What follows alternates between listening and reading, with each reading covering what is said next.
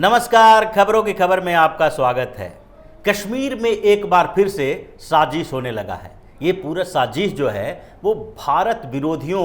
ने शुरू की है और उसमें कांग्रेस भी साथ दे रही है। महबूबा और उसके साथ साथ फारूक अब्दुल्ला, उमर अब्दुल्ला और कांग्रेस, वामपंथी पार्टियां, ये सब मिलके फिर से एक बार कश्मीर में साजिश करने लगे हैं और इसके लिए तैयारी पहले ही की जा चुकी थी। लेकिन ये लोग इंतजार कर रहे थे कि कब सरकार के तरफ से इन्हें रिहाई की जाए, इनके नज़रबंदी खत्म की जाए और उसके बाद ये लोग फिर कश्मीर में पाकिस्तान और चीन का एजेंडा लागू करने की तैयारी कर लें। उमर अब्दुल्ला और फारूक अब्दुल्ला ये तो पहले ही रिहा किए जा चुके थे, लेकिन जब महबूबा की रिहाई हुई उसके बाद इनको लगने लगा कि अब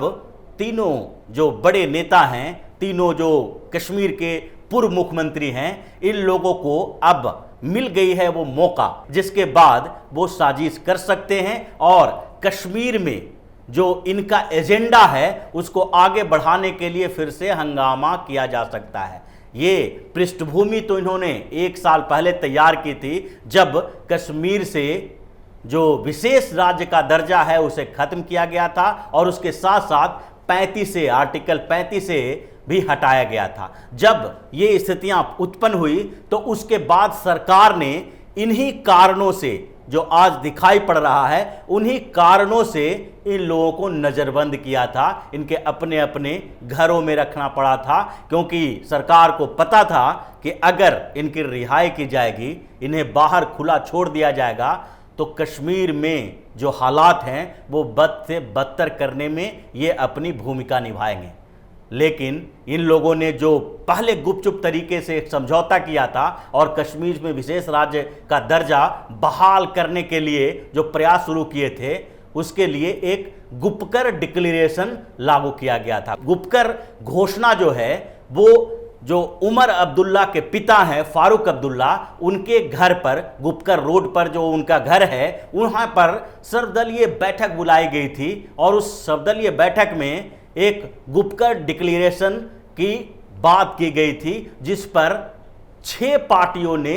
हस्ताक्षर किए थे। मतलब 6 पार्टी जो थी उन्होंने गुपकर डिक्लेरेशन को मान्यता दी थी, जिसका उद्देश्य ही कश्मीर में भारत के खिलाफ एक साजिश करना है। 4 पार्टियां जो थी वो जम्मू कश्मीर की थी, जबकि 2 बड़ी पार्टियां हैं जिसमें से दोनों बड़ी पार्टियों ने, जो राष्ट्रीय पार्टी है उसने जिस तरीके से गुपकर डिक्लेरेशन में साथ दिया था, उससे साफ पता चलता है कि इनका एजेंडा क्या है।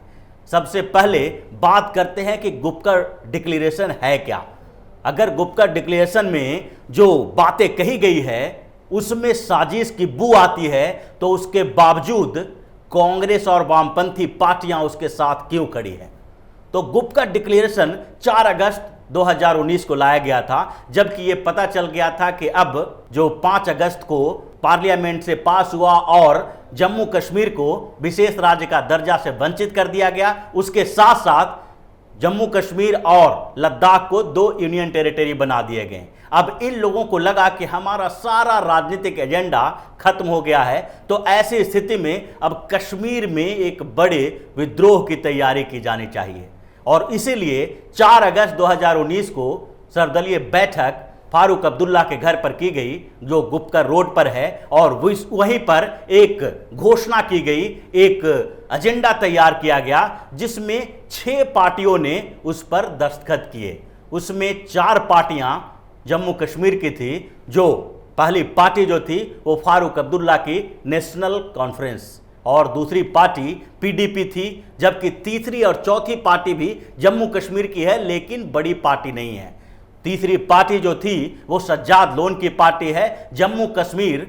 पीपल्स कॉन्फ्रेंस, जबकि एक और पार्टी जम्मू कश्मीर की है, उसने भी इस पर दस्तखत किए थे और वो पार्टी भी जम्मू कश्मीर में बहुत बड़ी पार्टी नहीं है लेकिन उसका भी एजेंडा इसी तरह का है। वो पार्टी है जम्मू कश्मीर आवामी नेशनल कॉन्फ्रेंस और पीपल कॉन्फ्रेंस, नेशनल कॉन्फ्रेंस के साथ साथ पीडीपी, इन 4 पार्टियों ने जो जम्मू कश्मीर की सियासत में बड़ी भूमिका निभाती है, जम्मू कश्मीर की राजनीति करती है, इन लोगों ने तो गुपकर डिक्लेरेशन पर साइन किया। लेकिन इसके अलावा दो बड़ी पार्टियों ने भी साइन किया और वो थी कांग्रेस और सीपीएम, यानी एक वामपंथी पार्टी और दूसरी कांग्रेस। ये दोनों पार्टियों ने गुपकर डिक्लेरेशन पर साइन किया, जिसका एजेंडा क्लियर कट भारत विरोधी रहा है। उस डिक्लेरेशन में कहा गया था कि आर्टिकल 370 का जो कश्मीर में विशेष राज्य का दर्जा देता था कश्मीर को, उसको जो खत्म किया गया है उसको फिर से लागू करवाया जाना है और इसके लिए जम्मू कश्मीर में हंगामा खड़ा किया जा सकता है, लोगों का सहयोग लिया जा सकता है। और लोगों के सहयोग से मतलब एक तरफा सहयोग नहीं होता है। जम्मू कश्मीर में लोगों के सहयोग का मतलब होता है कि लोगों को जो सरकार है, सरकार के अलग अलग स्तंभ हैं, उस पर हमला करने के लिए उकसाया जाना। इन्हीं लोगों के उकसावे में आकर कश्मीर में पत्थरबाजी की जाती है, धरना प्रदर्शन के दौरान भी हंगामा खड़ा किया जाता है और उसके साथ साथ वहाँ पर जो हंगामे के साथ सबसे बड़ी चीज़ जो है वो टेररिज्म फैलाया जाता है। जम्मू कश्मीर के युवकों को वहाँ पर टेररिज्म के लिए उकसाया जाता है, वहाँ उनको बताया जाता है कि कश्मीर के साथ क्या हो रहा है, बरगलाया जाता है। और इसी डिक्लेरेशन में, गुपकर डिक्लेरेशन जो है, उसमें यही उनका सबसे बड़ा एजेंडा था। उसके साथ साथ जम्मू कश्मीर में उनके अनुसार जो परेशानियां हो रही है, उन परेशानियों को दूर करने के लिए भी ये लोग लोगों का सहयोग लेंगे। और साथ ही आर्टिकल 35 जिसको सरकार ने खत्म कर दिया है, उसको भी फिर से लागू करवाया जाएगा। यही नहीं, उस डिक्लेरेशन में जो बातें सामने आई है उसमें इन लोगों ने गुपचुप तरीके से जम्मू कश्मीर को दो भागों में बांटा गया, यूनियन टेरिटरी बनाया गया, जम्मू कश्मीर अलग यूनियन टेरिटरी और लद्दाख को अलग यूनियन टेरिटरी बनाया गया। उन दोनों के जो बीच बंटवारे हुए हैं उसको भी मान्यता देने से ये इनकार कर रहे हैं। और उसके साथ साथ जम्मू कश्मीर को फिर से पूर्ण राज्य का दर्जा दिलाने के लिए संघर्ष करने की बात आई। ये सारी स्थितियां जो हुई थी वो उस समय की थी और सरकार को यही डर लग रहा था कि हो सकता है कि अगर इन लोगों को खुला छोड़ दिया जाए तो फिर ये हंगामा करेंगे। और इसलिए जब जम्मू कश्मीर से विशेष राज्य का दर्जा खत्म किया गया तो उसके बाद इनको नज़रबंद किया गया, जिसके खिलाफ हंगामा खड़ा किया गया। यहाँ तक कि यूएन में भी बात पहुँचाने की कोशिश की गई और पाकिस्तान के तरफ से जो यूएन में आवाज़ उठाई गई उसमें कांग्रेस ने जो हंगामा खड़ा किया था, कांग्रेस ने जो प्रूफ दिए थे, उसको आधार बनाया गया। अब कांग्रेस जो इन चारों पार्टियों के साथ खड़ी थी वहां पर जम्मू कश्मीर में गुपकर डिक्लेरेशन के साथ, उनकी भी यही स्थिति थी कि वो भी चाहते हैं कि कश्मीर से विशेष राज्य का दर्जा खत्म किया जाए। भले ही स्पष्ट रूप से कांग्रेस उसको मानवाधिकार की बात बता रही है, लेकिन उनका कहीं न कहीं एजेंडा है कि भारतीय जनता पार्टी की सरकार ने जो कश्मीर में किया है उसको मान्यता नहीं मिलनी चाहिए और किसी तरीके से इसको जम्मू कश्मीर से हटाया जाना चाहिए और फिर से उसको विशेष राज्य का दर्जा दिया जाना चाहिए। फारूक अब्दुल्ला ने तो अपना एजेंडा हाल में बता दिया जब उन्होंने बोला कि आर्टिकल 370 को फिर से लागू करने के लिए चीन का सहयोग लिया जा सकता है। इससे पहले पाकिस्तान को मध्यस्थता की बात की गई थी। यहाँ तक कि पीडीपी के जो प्रमुख हैं महबूबा मुफ्ती, उन्होंने भी इंडिकेशन दिया है और महबूबा मुफ्ती के साथ जो फारूक अब्दुल्ला और उमर अब्दुल्ला की बैठक हुई उसमें भी गुपचुप तरीके से एक बड़े साजिश के लिए कहा गया है, लेकिन कांग्रेस इनके पूरे मामले में इनका सहयोग कर रही है। यहाँ तक कि जब फारूक अब्दुल्ला ने चीनी सहयोग की बात की थी तब भी कांग्रेस फारूक अब्दुल्ला के साथ खड़ी रही और सलमान खुर्शीद ने तो उनको जो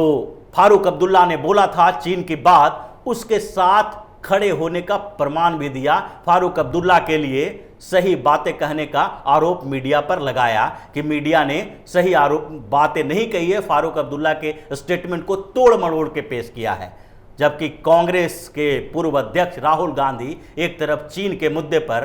प्रधानमंत्री नरेंद्र मोदी की आलोचना करते फिरते हैं, लेकिन जब फारूक अब्दुल्ला ने इतनी बड़ी बात जम्मू कश्मीर और उसके साथ साथ चीन को लेकर कह दी तो राहुल गांधी चुप्पी साधे रहे, सोनिया गांधी चुप्पी साधे रही, प्रियंका गांधी के मुंह से एक लफ्ज नहीं निकले।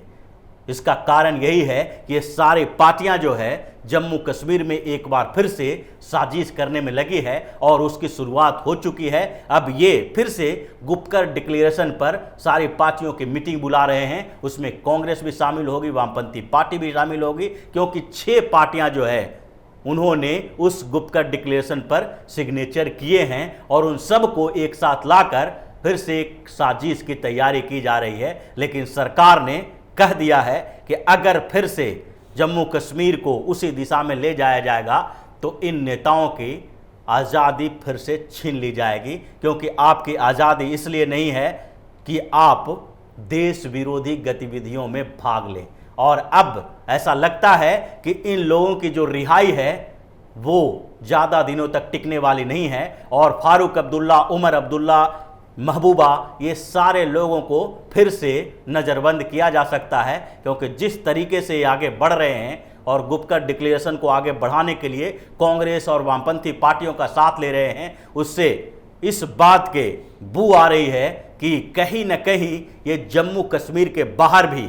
यानी कि दूसरे जगहों पर भी जम्मू कश्मीर को लेके हंगामा खड़ा करने की कोशिश करेंगे। अभी कोरोना काल चल रहा है और ऐसे में इनकी गतिविधियां थोड़ी कमज़ोर हो सकती है, लेकिन इनका एजेंडा यही है कि जम्मू कश्मीर के मसले पर जिस समय वहां विशेष राज्य का दर्जा खत्म किया गया था, उस समय जिस तरह से महाराष्ट्र से लेके केरल तक में जहां जहां इनकी सरकारें हैं, जहां जहां इन लोगों के अपने कार्यकर्ता हैं, वहां प्रदर्शन किए जा रहे थे, हंगामा खड़ा किया जा रहा था और वैश्विक स्तर पर यह बताने की कोशिश की जा रही थी कि ये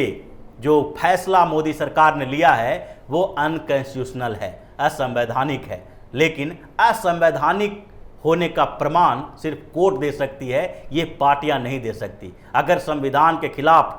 कोई कदम उठाया गया है तो उसके लिए आप कोर्ट जा सकते हैं, सड़क की राजनीति नहीं की जा सकती है। और इसीलिए अब ऐसा लगने लगा है कि इन लोगों को फिर से गिरफ्तार करना चाहिए और अगर सरकार ऐसा नहीं करती है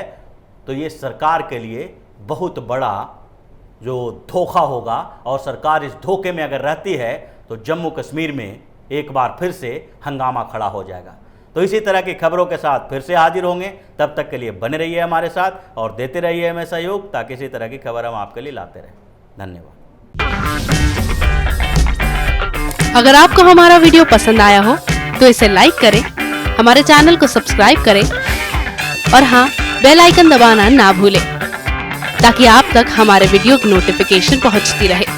आप अपना सुझाव हमें कमेंट बॉक्स में दे सकते हैं। हमारे साथ जुड़ने के लिए शुक्रिया।